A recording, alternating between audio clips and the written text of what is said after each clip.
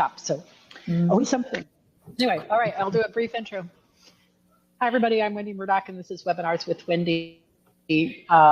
I don't even know what number webinar we are. It's over 300 and something at this point. We continue to have excellent guests, and I'm very excited to bring Catherine Wycoff to you today. And we're going to talk about the influence of the rider in terms of what they feel and what's going on. Is that right, Catherine? Is that a good description? The biomechanics of the rider and how that influences the biomechanics of the horse. Great. And we're going to talk back. That's what I was just busy doing just an hour ago.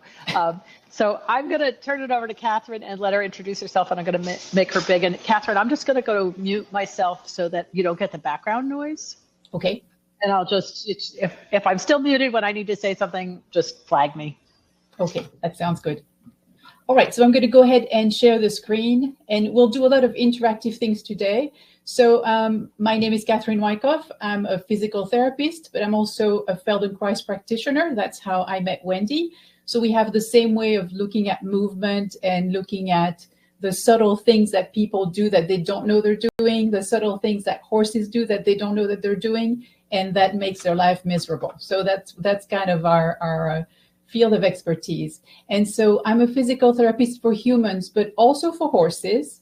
And so I really am very interested in how the biomechanics of both work together, because once you put a person on a horse, of course, they both influence each other, right? And I have a background in physical therapy. I'm a writer, but I'm also doing hippotherapy. So I studied how the movement of the horse influences the person. As a writer, I studied how the movement of the person influences the horse. So I've kind of looked at it in all kinds of different ways. So I just want to share with you the things I see all the time. And I know when I say I also mean Wendy. We see the same things all the time. What happens when you have shoulder? Why does your horse have a problem with a lead at the canter? Because you have shoulder pain. How is that possible?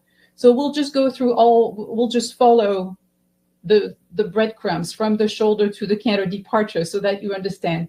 And we'll do all kinds of practical movements also. So be ready to move, because I would like to help you feel what's going on with you so that the next time you ride your horse, you'll have some ideas of what to think about. Yeah, and I think, Catherine, you're probably unique in the education and training that you have, both that you have the physical therapy, the Feldenkrais, but then the hippotherapy, because you really see a very different kind of interaction between rider and horse and back and forth.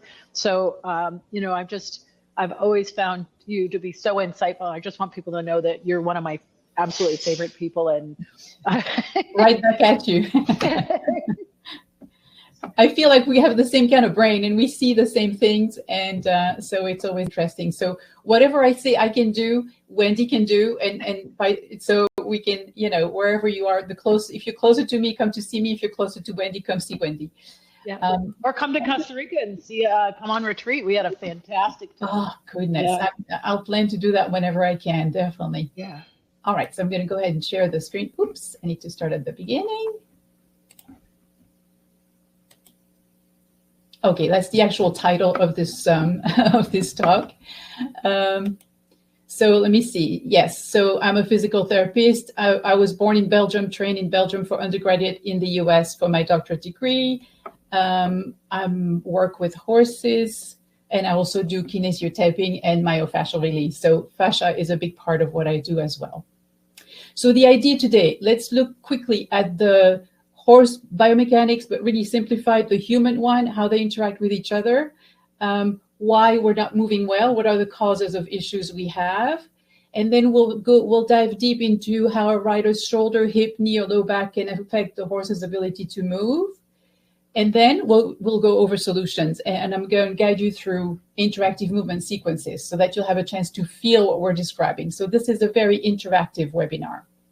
So we're going to start with the horse biomechanics basic, and I'm going to introduce you to something that, I'm sorry, I'm having a hard time here. That is not what I meant to do. Sorry, I'm getting lost in here. How do you go back? No worries, you can go back. Somehow I lost the ability to share. What did I do? Just go back up to your top buttons there and find your turn on screen share. My top buttons have disappeared. That's my problem. But let me just see if I can exit this, because that's what I was trying to do. Maybe I can exit the slideshow. There we go. Got it? But no, I want to stop sharing, and my sharing buttons have disappeared. I'm trying to see if I can. Let me minimize you and see if that helps. Oh, there we go. There we go. I've got it. Thank you. Okay.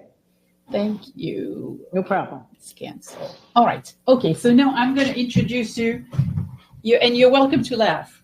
You're absolutely welcome to laugh, because I'm going to introduce you to my horse. Oh, cool. So the reason why I did it this way is that I feel like we get lost in the anatomy, trying to think what muscle does what, and we totally lose track of the basics of how the machine that the horse is, how it works. The real basics of it. So you probably guessed this is the back of your horse. The tail would be right here. The Folgers coffee is the pelvis, and the head would be over there, right? So let's think about how the horse works. So if you look at the back end of the horse, there is a joint here. You have your hip joint here. And so you have a stack of bones that end up in the hip joint. And so when the horse moves in and out, it has a joint that it moves around. And of course, there's bends, right? This is not anatomy. This is just biomechanics, right? It's the physics part of it, right? So in the back, it's pretty stable and there is a joint, right? We'll start with that. Now, if you think about what we ask our horses to do often, we ask them to engage, right? So that they can support our weight. All right. So this is the equivalent of your hamstrings. It's what actually lifts your leg up. And then you have the hip flexors that do the opposite. So the reason why you're standing is that those are both equally taut, then your leg is in the middle, right? If you want to bring your leg under, if you want your horse to engage the leg, this is what you want him to do, right? So what I would like you to pay attention to is pay attention to the back here. What happens when I ask the horse to engage? Do you see how the back lifts up and then the other way it comes down, right? So in order to engage, your back has to lift up a little bit. If I push down on the back, I cannot move the leg as much until the back lifts. All right, so we're going to do something interactive here because I want you to feel this. So if you have a chair, go ahead and stand and lean on your chair. I'm going to lean on the piece of furniture here. So lean so that you're kind of on all fours, right?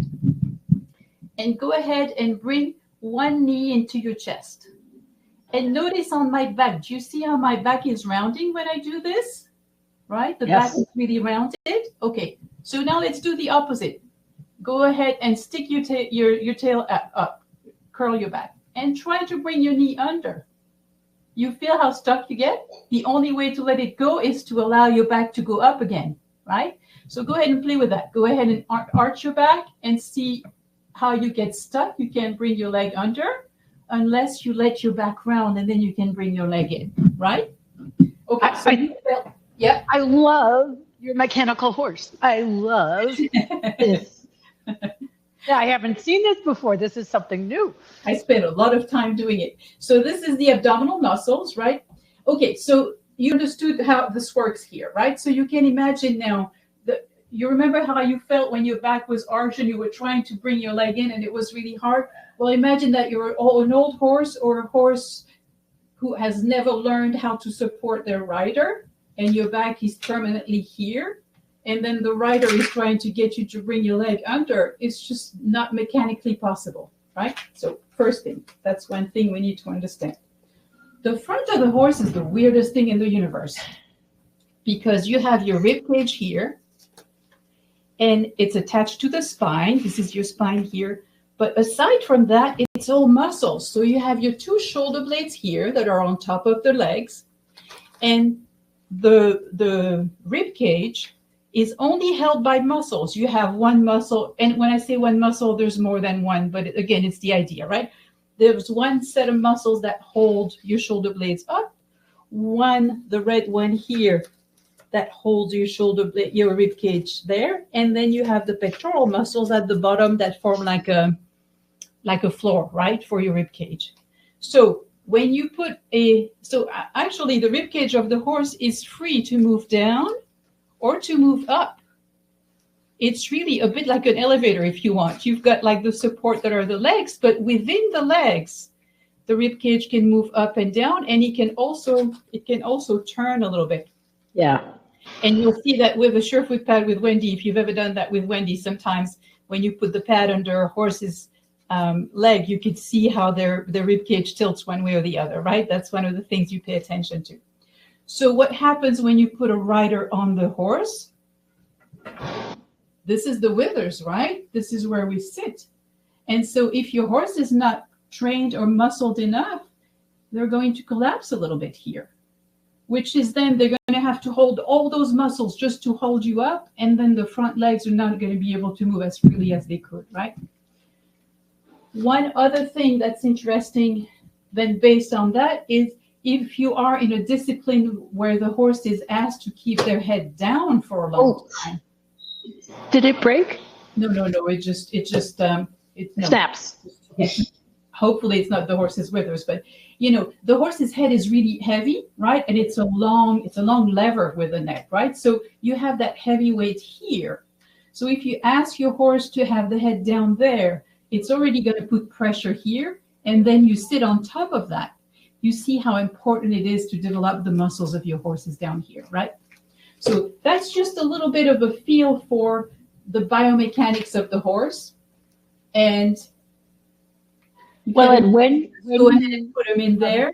But when you push the withers down again, when you push the withers down, I want people to notice what happens in the pelvis. Oh, yes, very good. Good point. Yeah, notice here what happens in the pelvis of the horse. And usually you're not even on the withers, you're more here, right? Which makes it even more pronounced. And you can see how taut the abdominal muscles get, but it's pulling the pelvis in the opposite direction. That's right. And then we didn't even get into the saddles, but you can imagine how a saddle that fits up here will not fit down there, right? I mean, everything can be very different. So if you've ever gotten onto a very young horse, like the first rise, where they don't have a lot of muscles, they don't know how to work against the weight of the rider yet, you'll feel how they're kind of soft, right? You can feel how their spine is a little softer. As you get into the dressage and into the more muscled horses, it's easier for them to counteract the weight of the rider, right? Hopefully if they're muscled correctly. Okay, so that's the horse's biomechanics in a nutshell.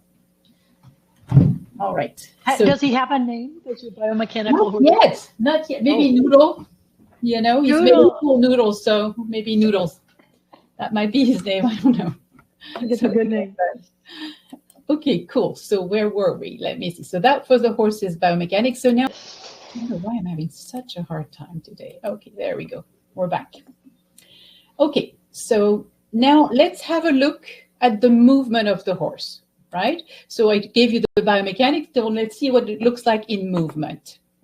I'm going to show. All right. And I'm going to make it go really slow so that we can see what's going on, because you'll see that there's a whole lot of movement in the horse.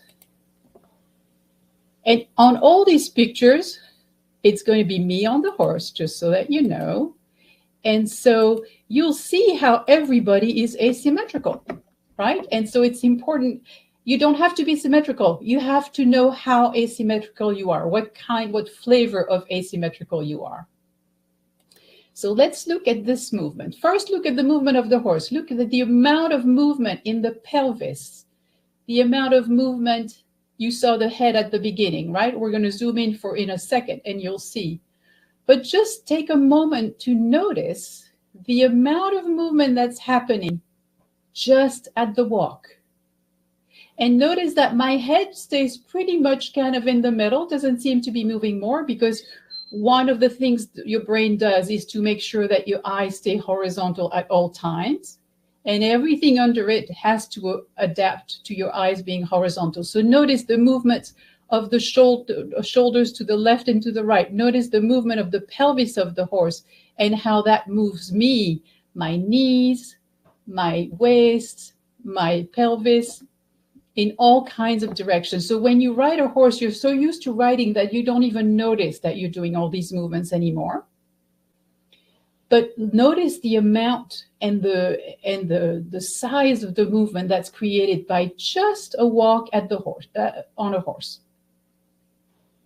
So just keep on looking a little bit, and then it's going to turn to the right a little bit so that you can see to the side. There we go. Notice the amount of movement the horse is doing with the back and the head. Very good. That's a great video. All right. Good. So that's at the walk. You see how much work there is at the walk. The trot is different because at the trot, it's a diagonal movement, right? You do one hind leg and the opposite front leg, and then there's a suspension, and then it's the other leg. And so in order to be able to do the diagonals, the horse has to really more stabilize their back a lot more. So there's less movement in the back at the trot, but it's more up and down, as you all know, right? But that's for the horse. And then the canter, which is one of the ones where it shows up the most. Let's just go over a little bit what the horse needs to do at the canter. So we're going to start with the picture on the left. You see, so this is going to be a left lead canter, right? So he started with, this is my old pony, Andy, who passed away a long time ago. So he started with his right hind, right? The right hind is coming down on the ground. And then notice what he has to do next. Next, he has to bring his left hind under him. And at the same time, the right front forward, right? So let's go back again. Another way to look at it. Notice how what his back is like here. He already has to bring his right hind under, right? So we're doing a little bit of that engagement. But notice here, the right hind is under, but he's going to bring the left hind in front of the right hind. So notice how much he has to lift his back and tuck his pelvis in order to do this movement, right?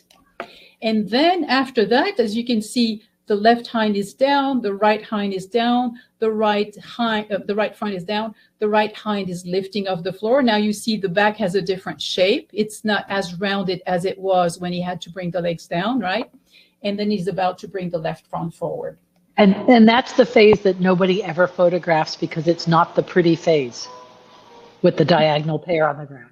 That's right. That's right. And you can see how he's long and open on that one, right? Yep. And then the phase that I couldn't get on the picture is the next phase, which is where he's going to be only on his left front, and he's going to start the suspension. And so the other three legs are going to be off the floor, and his back is going to be very high and rounded again, right? So that's one part of the canter. Another way to look at it, it's the same thing. So it's again a left lead. So we start with the right hind. And then, as you can see, then the left hind comes in front of the right hind, right? And he has like a 4-beat canter here. He was going a little slowly in the field, right? And then the right front, you have the diagonal here on the ground. And then the left front is the last one. And he's starting to lift the right. So that's the basic biomechanics of the horse at the walk, at the trot, and at the canter, right? Okay, it happens to me all the time. All of a sudden things, oh, there we go.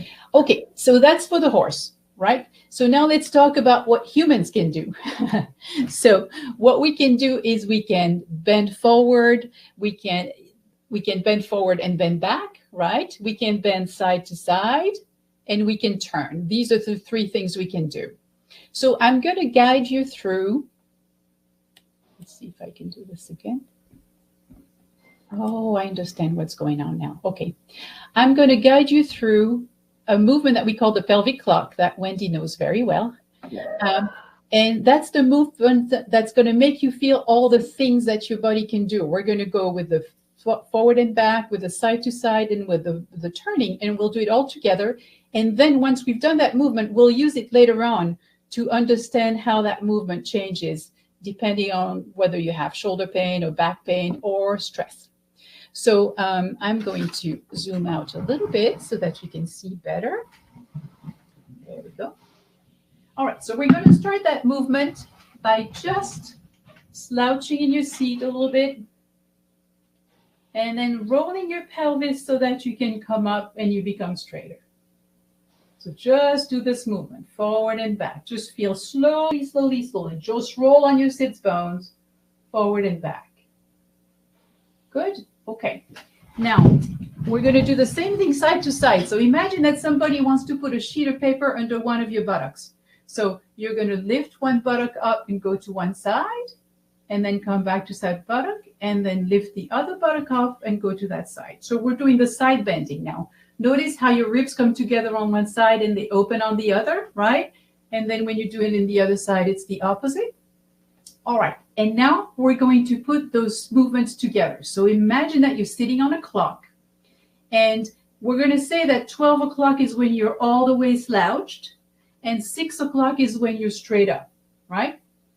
And then we'll do 3 o'clock on one side, 9 o'clock on the other side. Okay, so let's do this. Let's go around the clock. Start at 12, start all slouched, and then slowly go from 12 o'clock to 1 o'clock, and then to 2 o'clock, and then to 3 o'clock, and then continue 4, 5, 6, and then keep on going, 7, 8, 9, 10, 11, 12. So what does that remind you of? Did you ever do the hula hoop? Oh. Right? So it's really a hula hoop that we're doing, right? So go ahead and see if you can make it easy and small and light. You're doing a little circle. You're playing with your hula hoop. So when you do that, by the time you've done that, you've moved pretty much all the joints in your back in all directions, right? So that gives you a feel for how flexible you are. If you think, go ahead and do the clock and feel, is it round or is it oval, a clock? Do you feel like there's areas where it's easy to go?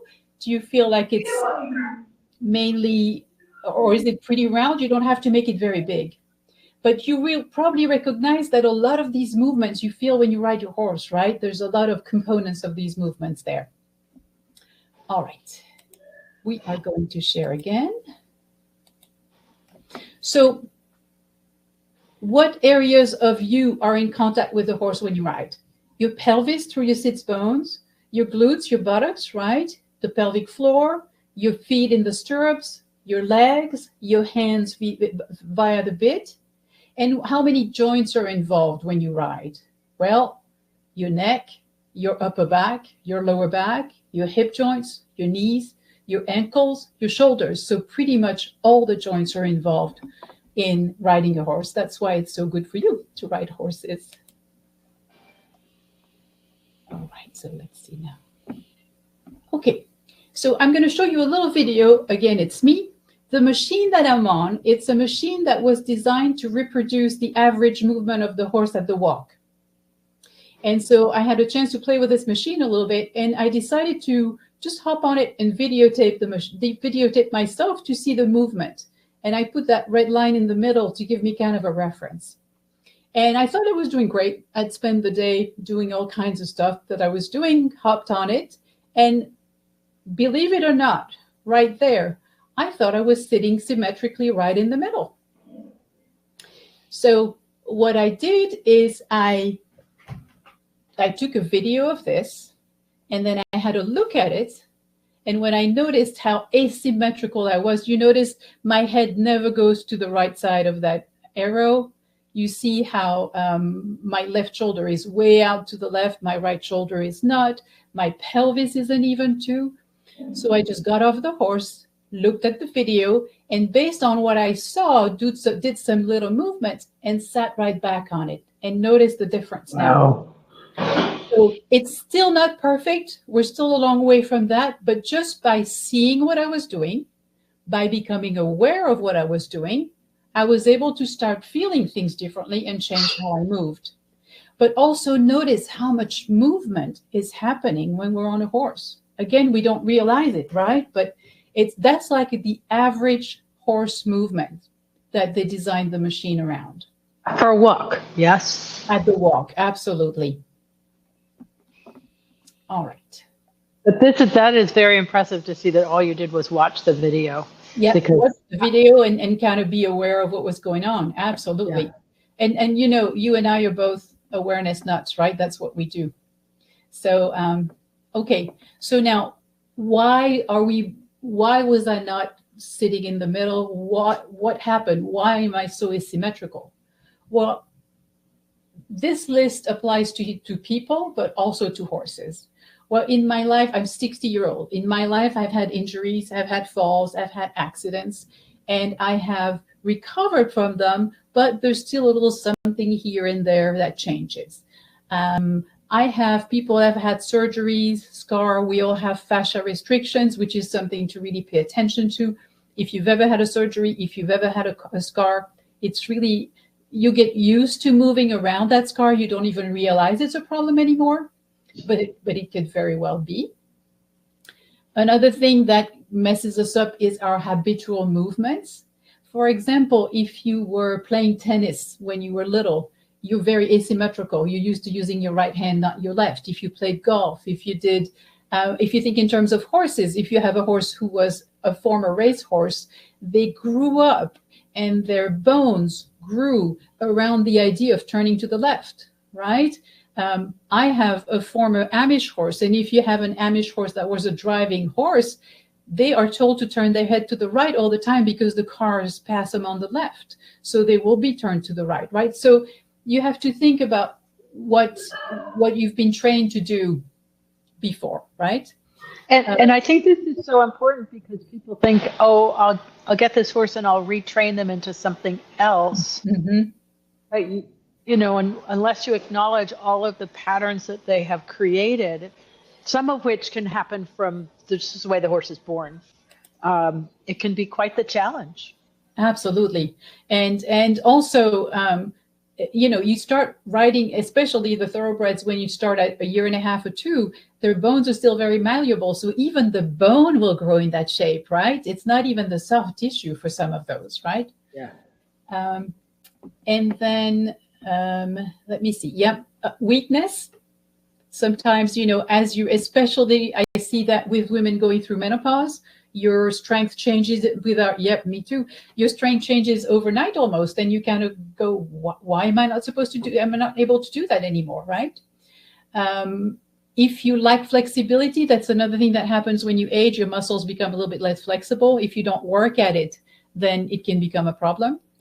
If you have pain somewhere, and we're going to discuss that in a minute, your body tries to immobilize the pain that hurts, right? So that you don't move it too much. So the muscles there are going to be activated. And so you're going to lack flexibility sometimes because of pain. Now, a big part that we forget is the emotions. If you're afraid, you have a tendency to kind of curl into a fetal position. So it's going to be harder to be upright and open. If you're in grief, you try not to cry, which happens often when you're in grief. What you're doing is that you're going to hold your diaphragm not to cry. And if you hold your diaphragm, you're going to hold the middle of you. And so you won't be able to move as well. So grief can be a problem too. Anger can be a problem. Every emotion has a movement pattern associated with it. That's why you can recognize when somebody's happy or angry. You can see it in their movement and in their face, right? So it also has an effect. And of course, your body structure. You know, we sometimes have a leg that's longer. We have or like most of us, you've been remodeled through accidents or injury and you're not symmetrical anymore, right? Yeah. That happens too, right? Yeah. Sure does. Okay, let me see here. So, and I think the thing to take away from that is that there is no perfect body. There is no perfect person. It's not about being perfect. It's about simply improving what you can. And absolutely, and just be aware of what your asymmetry is, because if you know, then you can figure it out, right? Yes. Yeah. And so other things that can influence your movement are external factors like the saddle. If your saddle is too small, it's going to prevent you from moving, or the dressage saddles that have a big pad in front of the knee, right? Sometimes they really limit your movement, or the saddle is too big or too wide and you can't move, right? Or the saddle can also inhibit the horse's movement as well, right? As we all know, I mean, saddle filling is never ending. Yes. The bridle, the bit, ill-fitting can, if your horse tenses their jaw, then everything else will be a problem too. What I mean by the environment here, it's two things. First, the environment in which the horse was trained, right? And we're thinking about the thoroughbred horses or the Amish horses or a Western pleasure horse that was always the head down, depending on what your horse, the environment in which they work. And also, if it's really windy that day, you're going to be a little tense, right? So that also has an effect on your movement. Absolutely. All right. Okay, so from the moment you get on your horse, their body works to support your weight, right?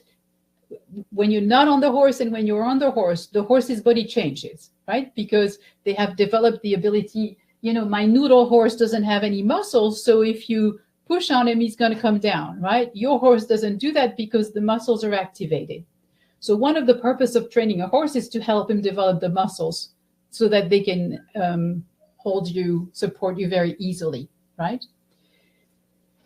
The way your horse organizing themselves to support your weight is also based on their history and has an effect on your posture as well. So if your horse hurt his left leg when he was a foal, for example, and learned not to use it, you're going to be pushed a little bit to the right or to the left whenever they walk, right? So it's a two-way thing. That's why it's so complicated, right? It's imperfect systems that are trying to work together, right? So the only thing we can do, every horse is different, every person's different, and you're different every day you ride, right? So the trick is really to kind of take a moment to feel what you're doing, right, before you get on your horse. Well, and you bring up such an interesting point in that every ride is different. Every day is different. So often people think, well, it should be the same as the day before. No. What they say, you never cross the same river twice, right? Because the next time you do, you're different and the river's different, right? So it's the same thing. All right. Go ahead. I just think that's a point that many people, it's hard for them to acknowledge that. They just think the horse, how many times have I heard, well, he was fine with it yesterday and he's not fine with it today. He should be fine with it. He knows how to do that, right? And I just kind of laugh to myself when I hear people say that because every day is different. Yeah, and then the rider probably was different too that day and the day before, right? So so that's why the awareness, and it's not, the thing you and I work with is really the subtle awareness, right? The whole idea of the elusive obvious, because you don't see it until it's pointed onto you, and then you're like, oh my goodness, I am doing this, right? And you remember the definition of a habit is something that everybody knows about you, but that you don't know about yourself, right? I haven't heard it that way, but you don't feel it, right? So that's really the habit. Okay, so let's play the game. Now that we have all the blocks, right? Let's play the game a little bit. So imagine that somebody has either a hip or a knee pain or have had a knee replacement or a hip surgery, right? So imagine that something is not working at the hip or knee level. So what happens in the rider? And the reason why I have this picture of myself there is, as you can see, my right leg is not down and long on that picture. It's kind of pulled up a little bit, right? So that's exactly the example. The joint is going to be a little stiffer, whether it's the knee or the hip. The muscles are going to be tighter around the painful area. So it's going to have a tendency to recoil a little bit, right, in the picture. So if you recoil your leg, so if you sit on your chair and just feel if you're even or not even, and lift one leg up a little bit and feel how it's going to shift the weight in your sits bone, right? Just lifting the leg a little bit, you're going to feel that it shifts on the sits. And there's the way to do it. There's two ways to do it. Either it shifts on the same side or it shifts on the opposite side, depending on how you decided to do this movement. But so the trick is really to feel, where does my weight go? So we have the muscles tighter. You habitually then put more weight on one side. Sometimes it's the side that hurts. I know it doesn't make any sense, but sometimes it's that way. Sometimes it's the opposite one. So what happens to your horse's back? There's going to be more pressure on that side of your horse's back. Now think back about my noodle guy here. If there's one more weight on that side, let's say the left side of the back, it's going to be harder for the horse to engage that left, right? Because you're pushing down on it. And it can be two reasons. It can be because you're Make pushing. the noodle guy bigger so we can see that. Again? Can you stop the share and make the noodle guy big so we can see what you just did? Well, I'll do it. I'll do it in a second if you don't mind. I'll do it in between. That sounds good. Yeah, that sounds good. Because then you're gonna, let's say the horse has a hard time engaging that leg. You remember the picture of Andy galloping, right, or cantering. At some point, it has to really round their back so that both legs end up coming under him, one more than the other. So if he's not able to lift on one side, that leg will not come that easily. So it will mess up that canter, right?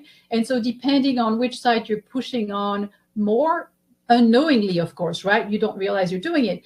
Then your horse will have a hard time with that canter. And so the weight on the side of the back can be, the horse can solve that problem in two different ways. Either the horse is not trained enough to support you, and then it's just going to collapse on that side, right? Or the horse is trained enough, but it's going to have to use all these muscles to support you, so they're not going to be available to do something else, right? So either way, it can be an issue. And so either way, that horse will have a hard time turning into the opposite direction, because all the muscles that are working to support you are getting a little shorter to support you. They cannot lengthen to allow your horse to turn to the other direction, right? So that's how a hip or knee replacement can actually end up messing up your canter departure, right? So you can think through how that happens, right? So that's what we'll go through 3 examples, and then we'll do some more interactive stuff. Okay. So if there's any questions, don't hesitate to put it in the chat. I'm happy to stop and answer anytime. Yeah, I'll check and make sure there's nothing right now. Yeah. Cool. All right. So now, what would the hip knee replacement or pain have to do with forward movement, right? Why is my horse not going forward? What's the deal with that, right? Because canter departure and forward movements are 2 things, and an inability to turn one side or the other. They're always like, you know there's something going on. So again, imagine here that it's my right hip that's not working. I'm going to have decreased range of motion. So I'm going to be a little stiffer on the hip on that side, right? Well, my hip is attached to my back, right? So if my hip is stiff, my back is going to be stiffer on that side, right? Again, I'm not going to bear the weight the same way, right? And sometimes I'll have more on that side or the other. It's going to be asymmetrical. And so if my back doesn't move as well on that side, remember the amount of movement that's necessary to follow the horse's movement that we saw earlier. So it's going to be harder for the horse to engage the leg on that side again, because I don't let their back come up. And that's going to decrease the stride length, right? That and the fact that my back is not allowing their back to move either, those 2 things combine to decrease the stride length. I'm sure you've had the same experience. We just release a little bit of the person's hip, and all of a sudden the horse moves freely, right? I mean, it's automatic, right? It just happens. All right, we'll do one more. We'll go a little bit farther away now. Now we're going to go to the shoulder. So how could shoulder pain mess up my canter departure? It's too far. The shoulder's there and the horse is down here, right? Okay. So what happens? So this rider here is a very, very, very good rider. And she had had frozen shoulder on the left. And you could probably see that her left arm is a little closer. The shoulder is closed a little bit. You see there's a little bit of space between the right elbow and the ribs, but not the left elbow, right? And she's a very symmetrical, very good professional rider, okay? She had no idea that she was in that position that day. No idea whatsoever. It had been so progressive, and actually the shoulder was not hurting anymore. She'd gone over the whole thing, but the pattern stayed. So what happens? She tightens, she guards the upper left torso, right? So the left arm is probably a little tense in the left hand too, right? So in her case, it looks like she had more weight on the right. You see how the right side is a little bit longer. It looks like she got more weight on the right side of the horse. The pelvis or the trunk is tilted a little bit to one side. So what does that do? It's going to decrease the pelvis movement. Because if you think of it, I'll get the skeleton later. If you don't move your upper back, it's hard to move the lower back, right? If your shoulder is tight in the upper back, it's going to limit the movement of the lower back. And it's going to be more pressure on one side of the horse's back. So we're back to the same thing. What happens then? The horse has to counteract by tightening this muscle on that side, or he collapses on that side. It's hard to engage the leg on that side. It's hard to lift the back during the first phase of canter and later on. And it's hard for the horse to turn in the opposite direction. So in this case, it was probably hard for him to turn to the left because she had all the weight pushing on the right, right? And so these are 3 examples of the kind of things that can happen in response to a rider's pain. Okay, so yeah, go ahead. Well, I was just to say, okay, so now we all feel like, oh my goodness, we'll never get this right. Okay, so now the solutions. Okay, so the first thing to do, it's really all about awareness. And so how are you aware of what's going on? You ask yourself questions. Okay, think about the injuries you've been through. Think about the ones that were really hard and the ones where you're not 100% sure, right? Think about the surgeries you've had. And a C-section is a surgery. I know women don't think it is, but it is one, okay? Think about your emotions when you ride. Are you relaxed up there? Are you worried? Are you, you know the emotions will have an effect. We'll play with it in a second. If you do stretches, what stretches are hard for you? Is it easy for you to touch your toes? Is it easy for you to stretch your quads or to stretch your hamstrings? What do you have habitually tight? Just kind of think about how you move. Are you very right or left hand dominant, or are you more ambidextrous? Which leg do you cross over? You might be sitting with the leg crossed over right now. Which leg do you cross over? We have a favorite one, right? We try crossing the other one and see what that feels like. It's funny, right? It's different. Which foot do you tend to stand on? Like when you're waiting for something, which foot do you tend to stand on? Which stirrup feels longer? Or maybe there's one that you always lose. Just think through all these things. It's going to start to give you cues. Write them down. It's going to start to give you some cues. Where do you hurt when you ride or after you ride? That's also another clue, right? So these are like the basic clues of your history, right? What's happening to you. Okay, and now I think. And those are all really, really good questions. And what happens is, like, I ask my students those questions, but they forget. We all do. We all do. And so Yeah, absolutely. So now I'm going to help you remember right now. That's a very cool. So let's do something interactive. Let's do it together. So first, if you're sitting, go ahead and feel your sits bones. So do you know how to feel your sits bones? What you can do is you can take your hand, go to the outside of your buttock, come under your right buttock or your left one, whatever you want to do, and position your hand so that you can feel your sit bones at the tip of your fingers. Feel the right one. Put your hand under the left one. Feel the left one. Do you feel like you have the same weight on both sits bones? And then go ahead and do a little bit of the slouching and coming forward. And just feel. You feel your sits bone are going to come more toward the front of your hand, and then right on your hand where it really squeezes them, and then behind your hand. And just get used to feeling your sits bones. And it can be painful. It can be painful, absolutely. And the sits bone are the one thing that you have on your horse the whole time. And yes, you do posting trot. And so that's the one thing I think that horses rely on quite a bit, because that's the thing that's always on them. So they can feel where you are through your sits bones. So if you don't know what you're doing on your sits bones, you might be saying things to your horse that you don't know you're saying to your horse. So it's one thing that you really need to know. You need to become fluent in sits bone language, right? When you ride. That's what good riders do. Okay, now you can take your hands off, and you're probably going to have a better awareness of the sits bone, right? It's easier to feel them now. So feeling your sits bones is going to be really very important for when you ride. And Wendy, you do the Franklin ball or whatever to help people, right? Do you want to say a word about that? So, well, I love the Franklin bowls because I think of them as surefoot for your butt. So they're an unstable surface. They take you away from the saddle. So they take you a habitual pattern or the way the saddle might ask you to sit. Yeah. And then because they're unstable, it really brings people's awareness to that part of their body and helps them really feel what it's like to, whether or not they're equal, if one's moving around more, if they're moving together with the saddle, with the rider, as they should be.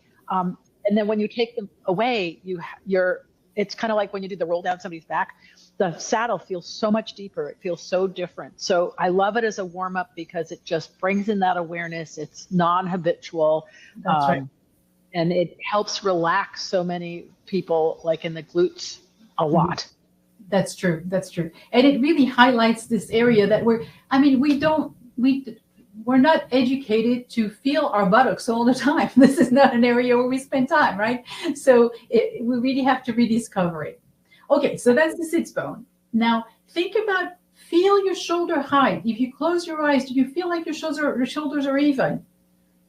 And if you think of the distance between the right ear and the right shoulder and the distance between the left ear and the left shoulder, do they feel the same or do they feel different? Just take a moment to feel it. And if you're not sure, one of the things you can do is actually lift your shoulders up all the way to your ears, hold them there for a little while, and then let them slowly come back down. Because the best way to relax something sometimes is to contract it first and then to relax it. So if you're not sure what's going on with your shoulders, go ahead and lift them up a little bit, hold them there, and let them come back and find their way. So now that you're sitting, if you want to check whether your legs are pretty, are turning easily in and out, one of the things you can do is just, let me see if I can go far enough that you can see. Yeah. Just in sitting here, notice whether it's easy for you to turn your legs in or to turn them out. Just feel the left one, okay, and then feel the right one. Is one easier to turn in than out, right? Another way to do it is if you put your ankle in the opposite knee. You see the right one for me is really flexible, but if I do it with the left one, it doesn't come down as much. That's just the way it is, right? So just notice that these are little things you can do to kind of get to know your body a little bit better. So now let's play a little bit with the emotional part of it. So we're going to do a pelvic clock. So go ahead and start doing that little circle. Find the range of motion that works for you. It doesn't have to be big. You can have just a little hula hoop. Just go over the hula hoop. Notice how flexible you are. Notice how easy it is to roll around, right? And now go ahead and think about something really stressful. And notice what it does to your pelvic clock. Is it as flexible and big as it was before? No. Changed quite a bit, right? Okay, now, if you can stop thinking about the stressful thing, go ahead, and then notice how the pelvic clock gets bigger. So when you get on a horse, and I don't know if you have a horse that spooks or you're not comfortable or your trainer's a little, you want to be good for the trainer or whatever, this is going to limit what you can do. Right? And then you get really frustrated because you want to try, and the more you want to try, the harder it gets. So the pelvic clock is also a nice tool for awareness, right? It's something where you can really feel, okay, how am I today? Ooh, my clock is kind of weird. I go left, but I don't go right. It's another way to play with. So think about your sits bones, think about your shoulders. I'm going to share again so that you have the list. I think we were there. Yeah. I think that point about the trainer too is so important because people they want to try their best. And sometimes trying their best means they try with effort and anxiety. So it's a good point. Yeah. So basically you think, how flexible, symmetrical am I really? Feel your sits bones, lift your shoulders, turn your legs in and out, put your ankle, just see how you feel. And the quick fixes is tighten your shoulders and then relax them, and then do a little pelvic clock and see, and just notice whether you're stressed or not, right? You'll figure it out. All right, so practically, if you want to have a good ride, how can you prepare for your ride? Before your ride, take a moment to feel how symmetrical you are that day, right? We just discussed. It's a new day, it's a new horse, it's a new you have to restart, right? So how symmetrical am I that day? You'll be surprised. Some days I get, and so you've probably heard of the Surefoot pads, if you know Wendy, right? I find that they're a great way to help us highlight, because if you're on a hard surface, it's not always easy to feel which leg you have more weight on, right? But on the Surefoot pad, especially on the softer ones, it really highlights, because you have more weight on one leg. If you're on the blue pads, you're going to sink into the blue pad, right? So sometimes it helps. So this is an example in the trainings, the Surefoot trainings with Wendy. We have the Surefoot pad trail where we have all the different densities. And people, by the time you've done all those densities, you really have a better sense of where you stand. And also your body has already started to fix what you fix. Once you get in the saddle, feel your sits bones. That you can do the Franklin balls. If you have the ones from Wendy, you can put your hands under your sits bones. Just feel them. Notice whether one is higher than the other. Feel your stirrup length. If you feel like one is longer, maybe it's longer, but maybe it's because you're sitting sideways. Ask people to let you know. And spend the first 5 minutes at the walk. Just feel the movement of the horse. You have an amazing movement machine that's called a horse. Use it, right? Plus, it's great for your horse to have 5 minutes at the walk to warm up as well, right? So just let your horse move you. Relax your shoulders. Wendy, the background noise is coming up again. Okay, I'm gonna. Okay, relax your shoulders. Think of your hips. Relax your eyes. How does one relax the eye? It's very simple. We can do it together now. Put your hands together. You don't have to put your hands on your eyes with a horse, right? You can just close your eyes. But this time, let's do that. Just put your hands together. Put them on your eyes. And take a moment to feel your eye muscles. You have 6 muscles holding your eyeballs in your eye sockets. Take a moment to let them relax and lengthen in such a way that your eyeballs come to rest on the pillow below them. Your eyeballs are surrounded by fatty tissue, so it's like a little pillow. So really take a moment to relax your eyes. And then when your eyeballs are resting on their pillows, see if you can soften them. The eyeballs are actually can get softer or harder. Good. In a second, we're going to peel the hands up, but don't do it quiet. Do it very, very slowly so that the light comes up really slowly into your eyes. Go ahead and peel them off slowly. And then when you open your eyes, don't look hard. Just kind of imagine your eyes are passive. The light comes through your eyes, goes to your brain. You don't have to work at it. We spend so much time reading and working our eyes hard that by the time we get on the horse, we're totally focused. And what the eyes do influences the rest of the body. So just relaxing your eyes when you're on the horse, you don't even have to close your eyes. You can just think of really letting them relax. You'll see your horse will respond right away. They really respond to the eyes. It's really funny. Think of relaxing your jaw as well. Your tongue is also important, and your hands. So those first 5 minutes, you just kind of peel off the day, the stress that you've been doing. Just kind of reset your system and your horse's system so that you can start together. Let your horse move you. So don't think about fixing anything. Think about exploring. Who am I today? Who is my horse today? Right? That's really that's the most important. Because how can you fix something you don't know that you're doing, right? It's just not an option. All right, so that's... And I just want to point out, Catherine, that I think that if we approach the rides as an exploration rather than a training, that it opens the doors for more possibilities. Absolutely, absolutely, absolutely. Okay, all right, so we're going to talk about more solutions now. So as you've seen, it starts with awareness, right? You just need to know what you're doing. Otherwise, you can't fix it. It's another thing from Feldenkrais is if you know what you do, you can do what you want, which means that if you don't know what you do, you can't do what you want, right? So we just went through what applies to me, right? We talked about that, injuries, my history, how symmetrical am I? That's the first thing. Oh, I just realized I forgot something really big. It's breathing. it's important to take a breath. So I have to add that. So breathing is very important. In the 5 minutes that you ride, make sure you breathe. And afterwards too, but especially the 5 minutes. Then use the Surefoot pads for you and for your horse. This webinar is not about using it for your horse, but for you, it's very important.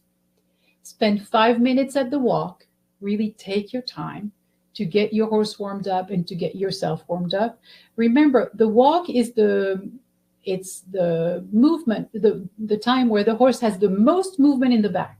So if you want to loosen up your horse, you do it at the walk. At the trot and at the canter, you don't have as much big range of motion and movement. The walk is really the one that gets all the joints warmed up.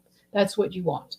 And I'm so glad you're emphasizing that, because I think people don't give that warm-up walk enough importance. It's so important. It's like, warming up your own body. You have to warm up the ligaments and tendons so that they're all moving and supple, and that takes time. And if you rush that time and try to hurry it up, especially in colder weather, I think you're prone to more injuries. Oh, absolutely, absolutely. And then everybody's tense, and then you just start a fight, right? It's just, instead of a conversation, it becomes a fight, right?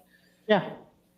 All right. Then I teach lessons that are called Feldenkrais in the saddle, and it's funny because we use the Surefoot pads. So we start by doing the Surefoot pad trail so that you can feel, how am I now? How do I start, right? Then we do the Feldenkrais movements in the saddle. The horses love it because they don't have to move, so it's really nice. And then we go back on the pads after the ride to feel the difference. So we usually have a theme, and so we do, let's say it's turning, we're going to turn on the pads and notice, oh, do I turn to the right and to the left as well? So it's like the awareness piece. Then you do the Feldenkrais magic, and then you come off your horse, and then all of a sudden it's different, right? So use the Surefoot pads afterwards to feel, now I'm balanced. Before I wasn't, right? That gives your brain ways to change your habitual movement. The reason why we do the pads is the only way to change the habitual movement, to make your brain aware of what you're doing. And then you have that fantastic feedback partner, that's your horse. So during those 5 minutes, you're thinking, oh, my right hip is a little tight. Okay, let me see if I can loosen it up. The moment you loosen it up, your horse changes their stride, and you're like, oh, okay, I loosened it up. Thank you. Right? Use the movement of the horse. Don't think he's stiff. Think, okay, so what am I doing? Oh, that's what it is. Right? So play with it. It's an amazing feedback loop that you get there. Plus, they're so cute. Okay. More options. There's plenty of awareness to movement lessons online if you want to learn more about how you move. I have a weekly lesson that I do, but there's plenty of movement online. Wendy, do you want to talk about your course for a sec? Yeah, I have the whole rider course, which we'll be actually bringing out again in a live version starting in the end of June. So if anybody's interested, just start looking we'll be sending out information about that course starting in May. And awareness is going to be at the center of your course, right? Awareness is totally at the center, and there's the on-demand version, but the live version, we have 2 Zooms a week, so people can submit videos, and we can have conversations and talk about what's working and provide support and help. And so it's really great, and I love being able to interact with the students over a long period of time so that we can make real progress. Nice, very cool. And then if after all this, you're thinking, okay, well, I am asymmetrical, but I have no idea how to change it, well, do a biomechanics evaluation by a qualified professional. I really mean to repeat that one.